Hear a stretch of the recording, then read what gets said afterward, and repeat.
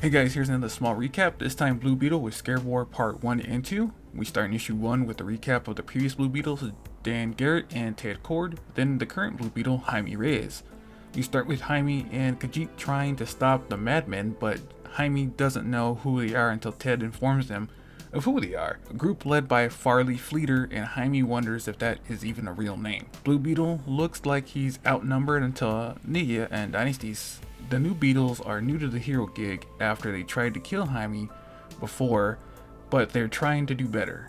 Jaime decides to stop messing around and take out the madmen before it gets worse. After the battle, the trio bicker about keeping the collateral damage to a minimum and who was on what assignments, but Ted wants to talk to Jaime for a bit. Ted wants to know what is on Jaime's mind, and he's worried that Nydia and Dynasties, because they have so much power but none of the experience, and Jaime just wants them to be the best heroes they can be. Later at Gloria's diner, a bunch of people gathered because they don't want any aliens living in their town. Since the Horizon moved in, people have gotten hostile for no reason because the Horizon have not done anything wrong, but the people still try and start something. The Horizon welcome Blue Beetle because they are eating empanadas, but they don't know why the humans are mad at them.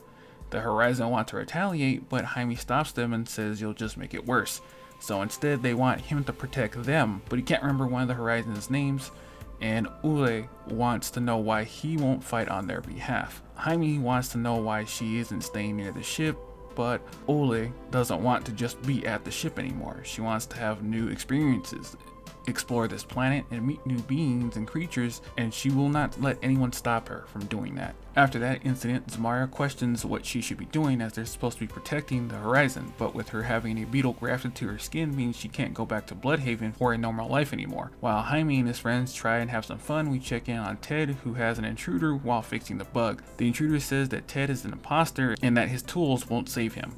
Ted tries a temporal lock, but the intruder just brushes that off and destroys the lab. The intruder asks if he has anything left to say, and Ted says he's the Blue Beetle, but the intruder says that he's just in the way and then leaves. The first issue is pretty cool because we get to see what Jaime's up to after the last mini, where he's now in charge of a full-blown Beetle team and just trying to be a good mentor.